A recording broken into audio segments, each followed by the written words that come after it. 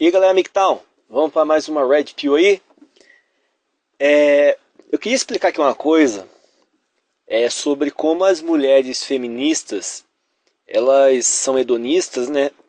E só que elas buscam a felicidade, só que elas estão condenadas à frustração. Pelo menos assim, no longo prazo, vamos dizer dessa forma. Talvez a curto prazo elas até usufruam um pouco dessa felicidade, né, hedonista que elas buscam, né, esse prazer hedonista que elas buscam, para ficar melhor explicado. Mas no longo prazo, né, ou seja, no apanhado geral, elas se condenam ao fracasso. Eu vou explicar aqui direitinho.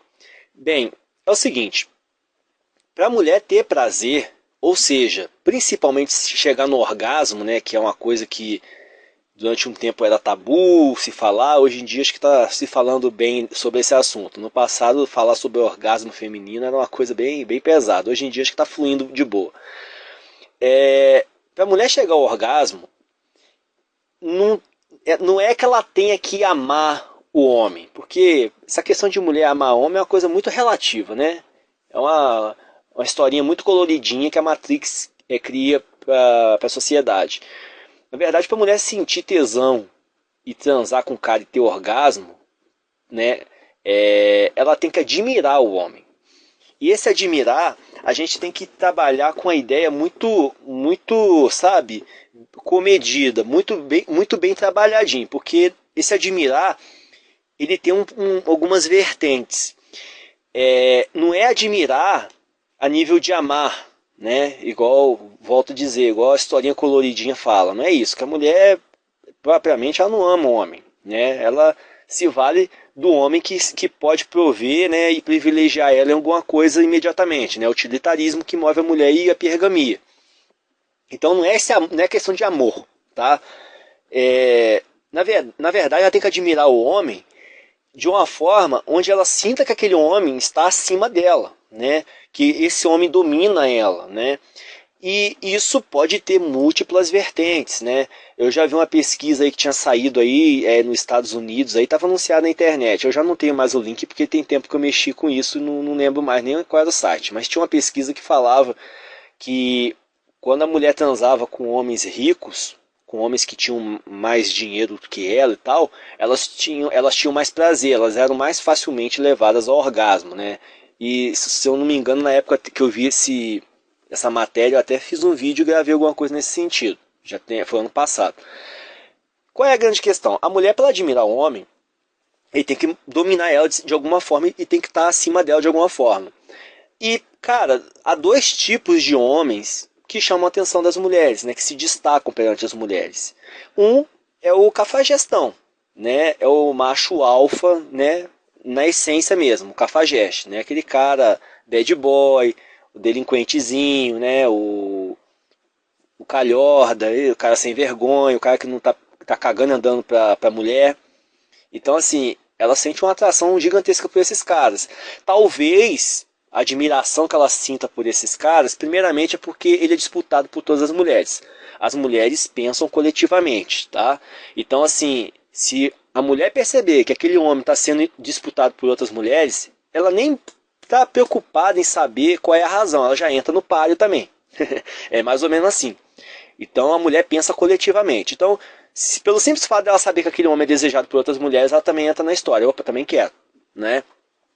E o bad boy tá muito nisso. E como o cara não tá esquentando a cabeça com amanhã, ele pega uma hoje, já tá pegando outra amanhã, não se envolve emocionalmente, então ele não sofre, ele não teme a perda da mulher, então, né, ele acaba sendo algo que domina, né, que impõe dominância perante a mulher. Então, a mulher se sente atraída por esses caras. E o outro cara que atrai as mulheres é o beta com dinheiro, tá? Então é o cara rico, é o cara com grana. E por que eu tô falando beta com dinheiro? Porque geralmente a gente costuma falar que é o alfa provedor e tal. Só que eu acho que é bom a gente ter isso bem definido na cabeça, que o alfa mesmo, o alfa que a mulher gosta, é o cafajeste, é o canalha, é o cara, né, que tem vamos dizer assim, um desprendimento emocional, que tá cagando e andando pra elas. Quanto mais o cara tá se ferrando pra elas, assim, tá se lixando pra elas, mais elas gostam do cara. E a gente já viu isso por aí, na nossa rua, na nossa vizinhança, na nossa família, né? O cara tá cagando andando com a mulher, tá humilhando ela, tá fazendo um auê com ela e ela tá lá brigando por ele, chorando por ele, né? Então, esse é o alfa autêntico. O alfa provedor que a gente fala que é o rico, na verdade é um beta. É um beta. Ele não arrumaria mulher ou não arrumaria tanta mulher se ele não tivesse o dinheiro. Mas como ele tem o dinheiro, ele acaba despertando o interesse das mulheres.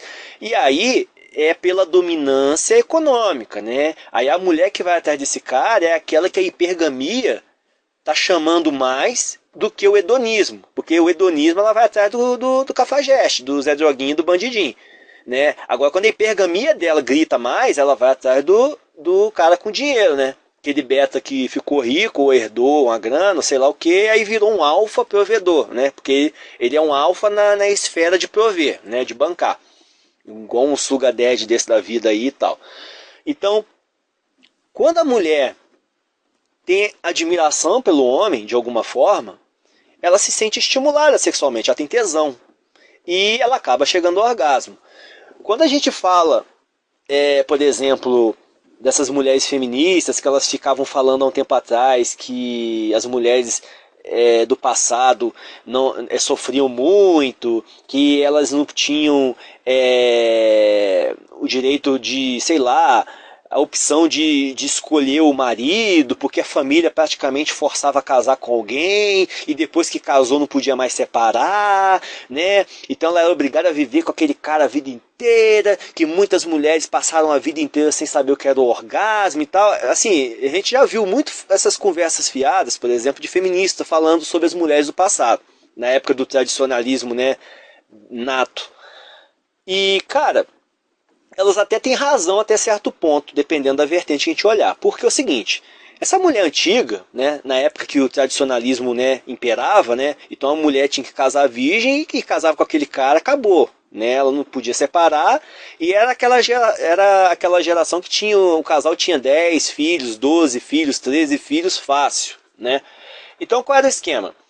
Como a mulher sente tesão pela admiração que ela sente pelo homem, se essa mulher no passado casasse com um homem que ela admirasse, ela ia ter tesão, ela ia sentir orgasmo, tá? E se com o passar do tempo, a relação dos dois, né, ali fluindo, ela começasse a perder essa admiração pelo homem dela, provavelmente ela não teria mais esse tesão, não seria mais levada ao orgasmo.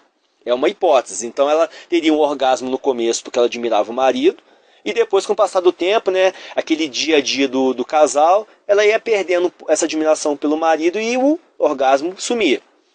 Outra hipótese